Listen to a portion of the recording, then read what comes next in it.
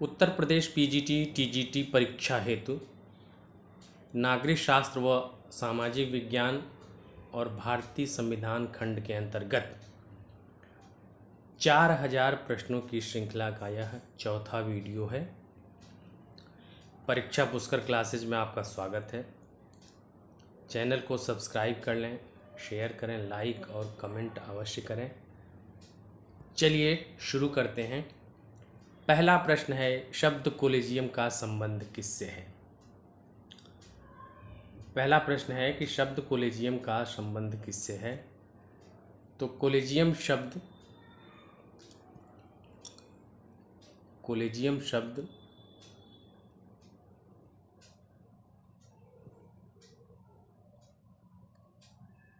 उच्चतम तथा उच्च न्यायालयों के न्यायाधीशों की नियुक्ति से संबंधित है। कोलेजियम व्यवस्था के अंतर्गत ही उच्चतम और उच्च न्यायालयों के न्यायाधीशों की नियुक्ति होती है। दूसरा प्रश्न है, निम्नलिखित में से कौन कभी भारत का मुख्य न्यायाधीश नहीं रहा? ये प्रश्न वर्ष 2012 में पूछा गया था, इसलिए उस समय के हिसाब से ये डी.वी. चंद्रचूड़ साहब नहीं थे तब। बाकी पी.एन. भगवती साहब भी रहे, एम.सी. महाजन साहब भी रहे, मुखर्जी साहब भी रहे। ये लोग मुख्य न्यायाधीश रहे हैं। एम.सी. महाजन साहब 1954 से 54 जनवरी से दिसंबर तक, और मुखर्जी साहब 1989 में दिसंबर 1989 से सितंबर 1990 तक, और पी.एन. भगवती साहब जुलाई 1985 से दिसंबर 1986 तक भारत के मुख्य न्यायाधीश रहे। इसलिए उस समय के प्रश्न के हिसाब से यह डी.वी. चंद्रचूड़ साहब का ऑप्शन विकल्प जो है सही है। और पी.एन. भगवती साहब की बहुत बड़ी देन है PIL जनहित याचिका। चलिए अगला प्रश्न देखते हैं। भारत में संविधान की मूल संरचना के सिद्धांत का स्रोत क्या है? संविधान है, न्यायविदों के मत हैं, न्यायिक व्यवस्था है या संसदीय परिनियम है? तो इसमें आप न्यायिक व्यवस्था में ये केशवानंद भारती के बाद में संविधान की मूल संरचना का सिद्धांत पारित किया गया था। ठीक है, तो न्यायिक व्यवस्था ही इस सिद्धांत का स्रोत है।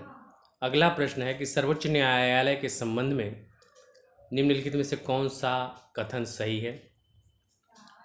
यह केवल मूल क्षेत्राधिकार रखता है, यह केवल अपीली क्षेत्राधिकार रखता है, यह केवल परामर्श संबंधी क्षेत्राधिकार रखता है? यह मूल, अपीली और परामर्श संबंधी क्षेत्राधिकार रखता है। इस प्रश्न का उत्तर डी है, क्योंकि उसके पास कई तरह के अधिकार हैं। सर्वोच्च न्यायालय के मूल अधिकार भी है, अपीली अधिकार भी, परामर्श संबंधी क्षेत्राधिकार भी उच्चतम न्यायालय के पास में है।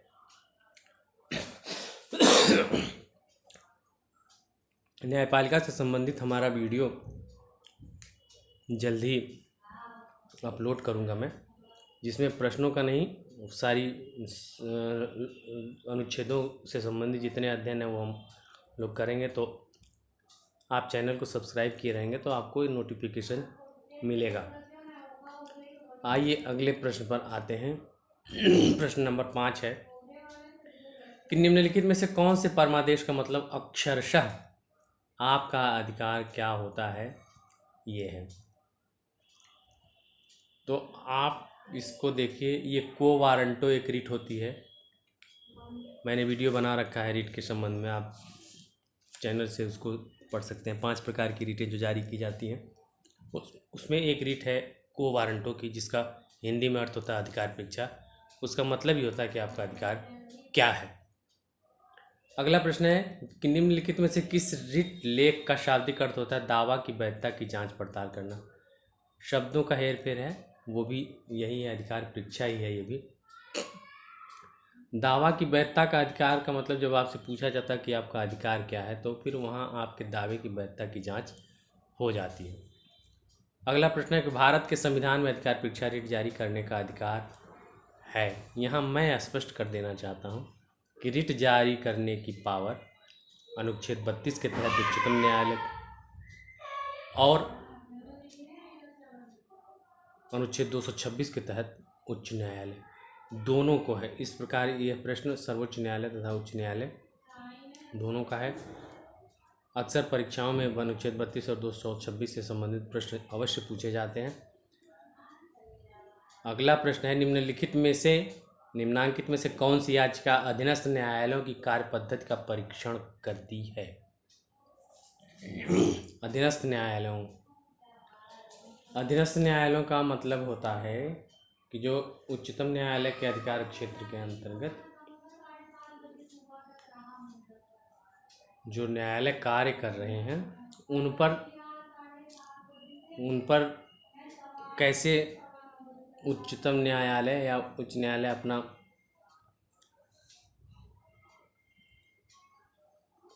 अनुच्छेद 227 के तहत अपना सुपरविजन का कार्य उच्च न्यायालय करता है। तो वो एक रिट है उत्प्रेषण की, सर्सरी इसको अंग्रेजी में कहते हैं, कभी कभी अंग्रेजी में ही पूछ देते हैं। उत्प्रेषण का मतलब होता है न्यायालय सारे डॉक्यूमेंट अपने यहाँ मंगवा लेता है। अगला प्रश्न है, बंदी प्रत्यक्षीकरण का संबंध इनमें से किससे है? तो बंदी प्रत्यक्षीकरण यह भी रिट का एक प्रकार है, हैबियस कार्पस इसको बोलते हैं। तो ये न्यायिक अवमानना के आरोप में बंदी बनाने से, जेल व्यवस्था में सुधार से, लोकसभा अध्यक्ष द्वारा बंदी सांसदों को मुक्ति आदेश देने से और ये मौलिक अधिकार से संबंधित है कि बंदी को पेश किया जाए। ठीक है, बढ़िया प्रश्न है।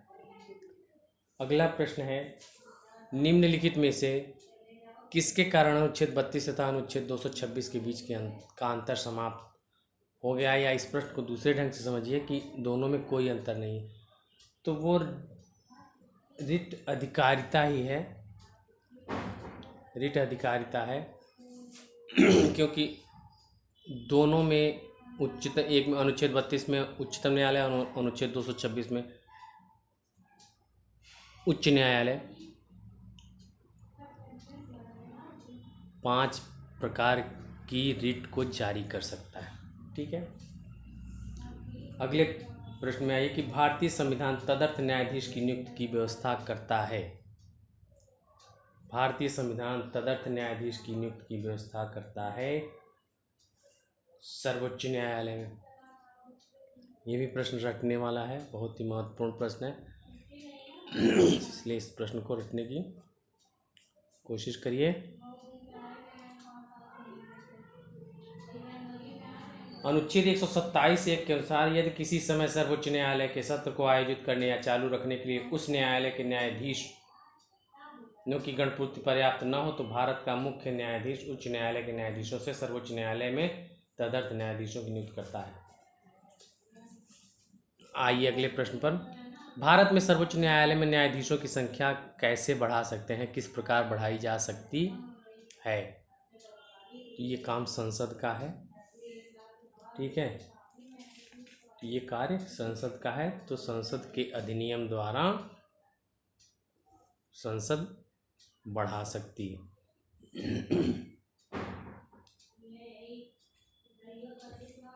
भारतीय संविधान के अनुच्छेद 124 में उच्चतम न्यायालय के गठन के संबंध में प्रावधान है, जिसमें सारी चीज़ें थीं, लेकिन आप ये देखिए कि सर्वोच्च न्यायालय न्यायाधीशों की संख्या संशोधन अधिनियम 2019 के तहत वर्तमान में उच्चतम न्यायालय में न्यायाधीशों की अधिकतम संख्या 34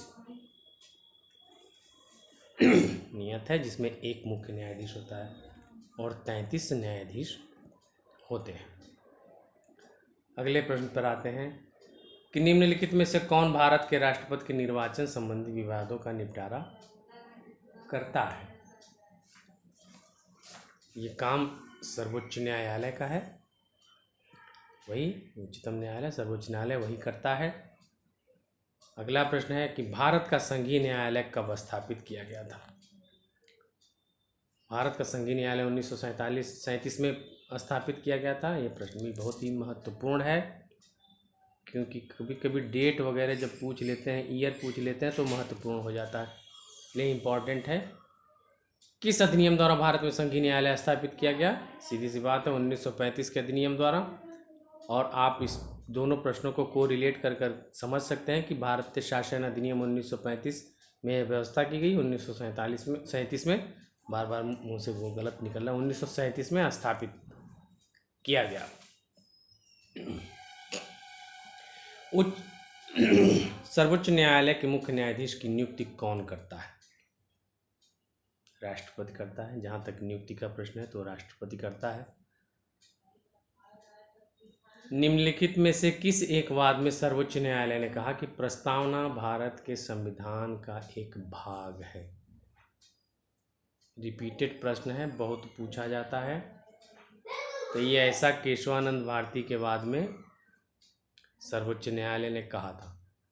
एक प्रश्न इसी से रिलेटेड है कि बेरूबारी के बाद में न्यायालय द्वारा यह कहा गया था कि प्रस्तावना संविधान का अंग नहीं है, लेकिन बाद में केशवानंद भारती के बाद में इसको उलट दिया गया और अब भारत की जो संविधान की प्रस्तावना है वो भारत के संविधान का एक अंग है।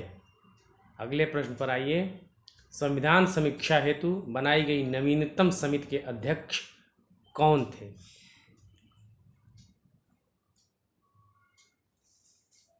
तो ये जस्टिस वेंकटचलैया साहब थे। वेंकटचलैया, इनका पूरा नाम था मानेपल्ली नारायण राव वेंकटचलैया। इनको संविधान समीक्षा के लिए संविधान समीक्षा की करने हेतु समिति का अध्यक्ष बनाया गया था और इन्होंने मार्च 2002 में अपनी रिपोर्ट तत्कालीन केंद्र सरकार को सौंप दी थी। भारतीय एवं अमेरिकी संघीय व्यवस्था में निम्न में से कौन सा एक लक्षण समान रूप से विद्यमान है? तो एक संघीय सर्वोच्च न्यायालय है जो संविधान की व्याख्या करता है। ये भारत में भी है और अमेरिका में है। ठीक है, अब आप आइए न्यायिक पुनरीक्षण या न्यायिक पुनर्विलोकन। ये क्या दर्शाता है कि सर्वोच्च न्यायालय को राज्य के किसी कानून को असंवैधानिक घोषित कर सकता है। सर्वोच्च न्यायालय सभी मामलों में अंतिम प्राधिकार रखता है। उच्च न्यायालय द्वारा जिन मामलों पर निर्णय दिए जाते हैं समीक्षा कर सकता है, उपरोक्त में से कोई नहीं। प्रश्न अच्छा है कि राज्य के किसी कानून को असंवैधानिक घोषित कर सकता है, यही जुडिशियल रिव्यू की पावर होती है। अब आप आ जाइए। भारत के सर्वोच्च न्यायालय के न्यायाधीशों की सेवानिवृत्ति आयु कितनी है? ये 65 वर्ष है। और उच्चतम न्यायालय के न्यायाधीशों की अवकाश ग्रहण करने की आयु 65 वर्ष करने वाला संवैधानिक संशोधन किस अनुच्छेद में था? तो 124(2) में संशोधन करके। ये प्रश्न भी बहुत महत्वपूर्ण है, बहुत ही इम्पोर्टेंट है। अब आप आइए विधि के प्रश्न पर विधि के प्रश्न पर भारतीय सर्वोच्च न्यायालय से परामर्श लेने का अधिकार किसको है? राष्ट्रपति को है। राष्ट्रपति को है। गोलकनाथ का वाद किससे संबंधित है? गोलकनाथ का वाद मौलिक अधिकारों से संबंधित था। शमशेर सिंह केस किससे संबंधित है? शमशेर सिंह केस जो है वो राष्ट्रपति के अधिकारों से संबंधित है। राष्ट्रपति के अधिकारों से संबंधित है। चलिए, आप हमारे अगले वीडियो की प्रतीक्षा करिए, जल्दी ही वो भी उपलब्ध होगा। तब तक के लिए जय हिंद, जय भारत। हमारे चैनल को सब्सक्राइब अवश्य कर लीजिएगा, शेयर कर दीजिएगा, कमेंट ज़रूर करें वीडियो कैसी बनी है और प्रश्नों का संकलन कैसा है। तब तक के लिए जय हिंद, जय भारत।